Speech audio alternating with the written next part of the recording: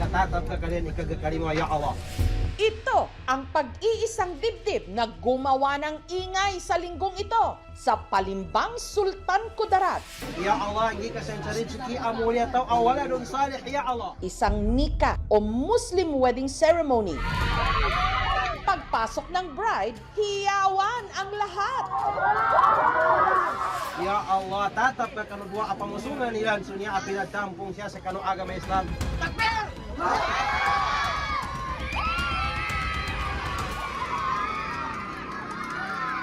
Huwag mong i-deny. Pero kinabukasan, ang ikinasal na bride, halos kuyugin na. Bastos ka talaga.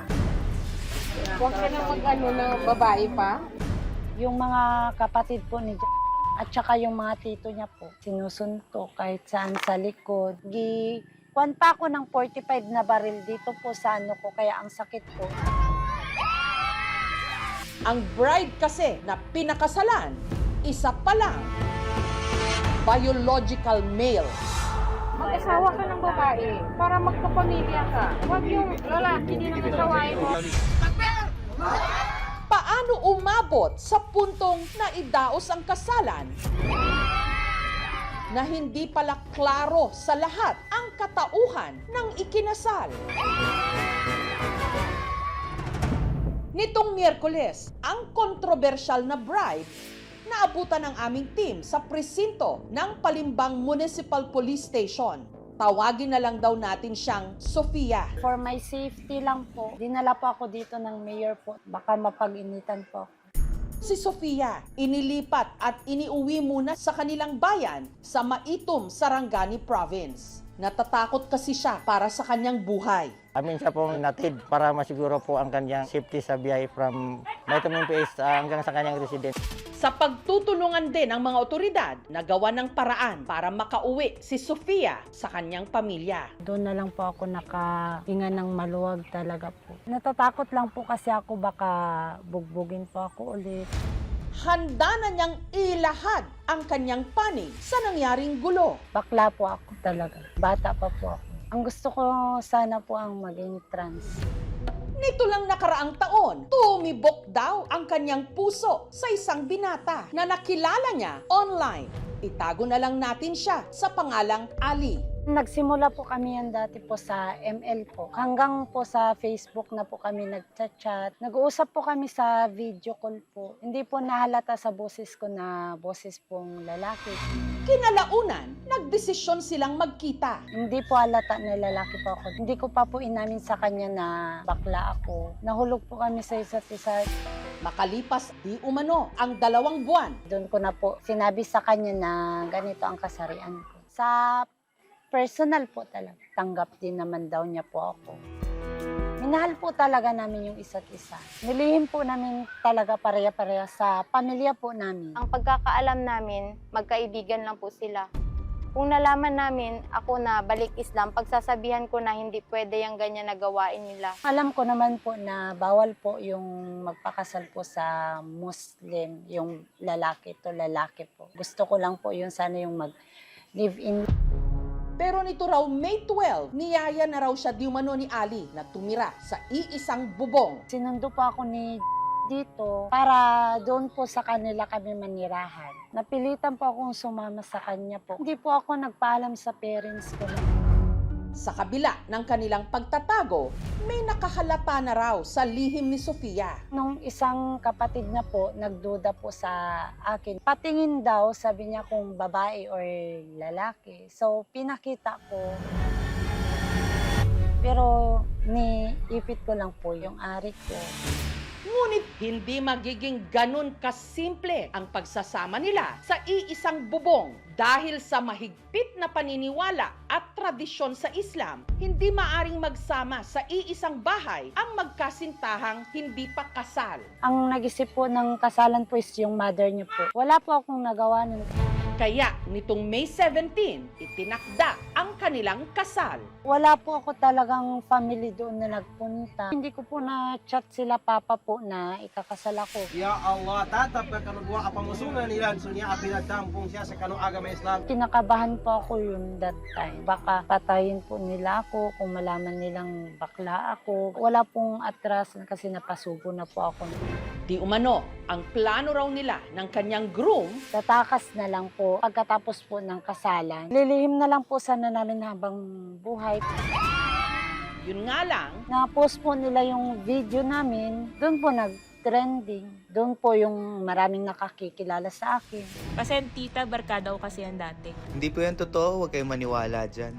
Tropa ko din yan before. Di ko alam ba't umabot sa ganito. Ewan anong nangyayari sa kanya. Huwag mong i-deny. at dito na raw nagsimulang magkagulo ang lihim ni Sofia. Tuluyan ang nabunyag. Nagtawag sa akin si Vice Mayor, Kap, kunin mo yung tao doon na kinasal doon sa Sitio Minanga at dalihin mo sa bahay mo. Pagdating sa bahay ni Kapitan, doon na raw siya pilit pinaamin sa kanyang tunay na pagkatao. Amo makasati lalaki ka, apay makipakasar ka te. Tatay na niyang kausap ko, sabi niya sa akin, hindi yan babae kay lalaki. Kausap po nila si Papa na anak ko yan, sabi niya po, bakla po yan. Di umano, sinaktan siya at hinampas pa ng baril. Yung mga kapatid po ni at saka yung mga tito niya po, sinusuntok kahit saan sa likod. Kuwan pa ako ng 45 na baril dito po sa ano ko, kaya ang sakit po. Dito po ako tinamaan nung gabing yun, dito sa likod. Tsaka dito din po sa ulo, marami din po. Social media reta, nakapost yung pinagkasar kanya. Ibag mo babae ka. Nag-alala po ako kasi kapatid ko po yun. Alam ko na po kasi yung patakaran sa Islam na pag ikasal yung lalaki sa lalaki, alam ko may parusa po talaga. Ano naman kaya ang nangyari sa groom? Sinadya ng aming team si Ali sa kanilang bahay sa Palimbang, pero iba ang bersyon niya ng kwento. Sa buong relasyon namin, hindi ko po talaga alam na bakla siya. Kung nalaman ko talaga noong pa man na bakla siya, matagal na akong umalis. Bawal kasi sa Muslim. Si Sofia raw ang kauna-unahang naging nobya ni Ali. Ang pakilala niya sa akin, Sofia Fernandez. Magandang ugali niya ba sa akin? Taliwas sa sinabi ni Sofia na 8 buwan na silang may relasyon. Ayon kay Ali, nito lang daw Marso sila nagkakilala. March 19 po. Sabi niya sa akin, magkita raw kami. Naging kami. Niyaya niya ako dun matulog sa kanila. Walang nakalata sa mga kamag-anak ko at saka magulang ko na bakla talaga siya. Hindi talaga namin expected na bakla. Sabi ko na, marami pang babae, maghanap ka na ng babae. Ayon kay Ali, hindi rin daw totoo na nagtanan sila. Si Sofia raw ang may gusto na matulog sa kanilang bahay. Kung May 12, maghanap talaga ako ng trabaho doon. Tapos sabi niya sa akin, umuwi na tayo. Sabi ko, bawal doon sa amin na magsama yung babae at saka lalaki na hindi kasal. Kasi haram. Magpakasal na lang tayo para hindi maging haram doon sa inyo. Yung ginagalaw ko na siya, pinipigilan niya yung kamay ko. Sabi niya daw sa akin is magpapakasal muna daw bago meron daw mangyari sa amin. Nagtulong-tulong na po yung mga pamilya ko sa akin. Napagandaan yung kasal ko. Oo, ito po yung sinuot niya nung kasal po nila. Feel na feel talaga niya na ikakasal siya. Sa tradisyon po ng Muslim sa kasal, dapat po malaman ng kanyang magulang. Kaya po yun, pinuntahan yung magulang niya. Ang sabi niya, hindi niya nakita yung magulang niya. At dumating na nga ang araw ng kasal. Yung hating gabi, sinabi ng tito ko sa akin, mga pinsan ko is bakla siya. Pinanindigan ko naman, paano magiging bakla yung asawa ko. Pinakita niya naman sa akin, kalahati lang. Hindi ko lang talaga alam kung iniipit niya yun o ano. Kinabukasan ng umaga, marami na naglilipada na chat sa social media. Pinanindigan niya na babae siya. Hindi na ako matahimik talaga. Galit na galit talaga ako sa kanya. Kasi po yung niya talaga ako at saka niya yung lahat ng mga pamilya ko. Nagsinungaling pa siya. Huwag yung lalaki din ang sawayin mo. Wala kang mapapala lalaki. Mabuti kung Huwag mong i-deny. Hindi namin alam kung may nanakit sa kanya kasi nung kinuha siya ng barangay, inahanap na namin yung kamag-anak niya. Hindi namin gustong saktan. May batas naman. Saan niya po kaya nakuha yung pasa? Siguro doon sa pagtakbo niya kasi nakadapa siya. Binugbog po talaga ako ng mga tao po doon. Pinagtatakpan po talaga nila yung nangyari sa akin. Kung mapatunayan na sinaktan siya, talagang magkakandak po kami ng investigasyon against po sa nagsakit sa kanya. Pwede niya ikaso, physical injuries. Kaya hindi pa ako nag-file ng kaso po. Ang sa akin lang po sana na gusto ko lang po sana maareglo. Samantala, hindi pala ito ang unang beses na si Sofia nagpakasal sa isang lalaki na itago natin sa pangalang Ibrahim. At kwento niya, iba raw ang pakilala sa kanya ni Sofia. Pangalan na ginagamit niya, Nicole. Nakakilala kami sa Facebook at email. Yung profile niya kasi, babaeng-babae talaga eh. Nagpunta ako sa kanila. Tama ko daw yung isang anak kong lalaki. Yung nalagaan na naman niya. Doon nahulog yung loob ko sa kanya. Hindi ko pa rin alam na bakla siya. Hindi siya umamin. Tinatago niya yung sarili niya sa amin. Nilihim ko po yung kasarian ko sa kanila po. Pati yung lalaki nilihim ko po. Hindi ko po sinabi sa kanya. Ang relasyon nila nauwi rin daw sa kasalan. Parang laro-laro ko lang po. Hindi ko naman ini-expect na ayun na magpakasal kami kaagad.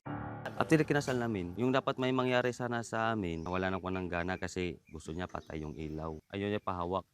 Nakasipit yung paa niya. Ilang araw pa raw ang lumipas bago natuklasan ni Ibrahim ang totoong pagkatao ni Sofia. Una, disappoint talaga ako. Yung nalaman na may bakla siya, hindi na namin pinatag, nauwi na talaga namin siya. Ang marriage in Islam is very much respected. Nikah is always something that is followed religiously. Kailangan yan man and wife because the intention is for procreation. Even in the civil code, it is also not valid. It is still considered as void ab initio in the civil code. Marriage has always been considered as a union between a man and a woman. Aminado naman po ako na nagsinungaling po ako sa family ng una ko pong naasawa. Nagahingi po ako ng pasensya na nagawa ko po yun. Galit na galit pa rin. Dahil sa ginagawa niya, nasira yung pagkatao ko. Wala na akong iharap na mukar sa mga tao. Mas mabuti na masampahan sa ng kaso para hindi na niya ulitin. Dahil sa napasok niyang gulo, nag-aalala ngayon si Sofia para sa kanyang buhay. Meron daw pong case na pugutan din daw po ako ng ulo, tapos firing squad daw po. Tatakot lang po kasi ako. Natatakot po kami sa masamang mangyayari sa pamilya namin. Naawa po ko baka balikan po nila kami. Tapos wala po kaming mataguan. Wala po kaming nasabi na binabantahan namin siya, napatayin siya. Nothing in the Holy Quran sanctions the penalty of death. And the proper Islamic maxim here is la darar wa la dirar, meaning you cannot correct a mistake with another mistake. If you look at the Philippines, wala tayong penalty for that. Magpapasalamat ako kasi nga yung isang municipal mayor din po doon, Myrna Capina, madali lang po namin na settle na kung maaari, surrender na lang po dito sa amin. Kami na po ang mag-handle po ng reklamo sa lugar po nila. Now, we will make sure po na yung safety ng bawat party ito habang inaasikaso po namin at inimbestigahan yung tunay na nangyari. May plano kami pong magsampa ng kaso sa ginawa niya sa lahat ng mga pamilya ko. Ang pwede pong makaso kay kung magreklamo po yung pamilya, yun nga, yung simple fraud. Ang pwede pong maging kaparasuhan yun is kulong po ng 2 to 6 months. Kasi lahat ng mga tito ko sa akin kasi kaya hindi nila ako tinatanggap kasi sa ginawa ko daw.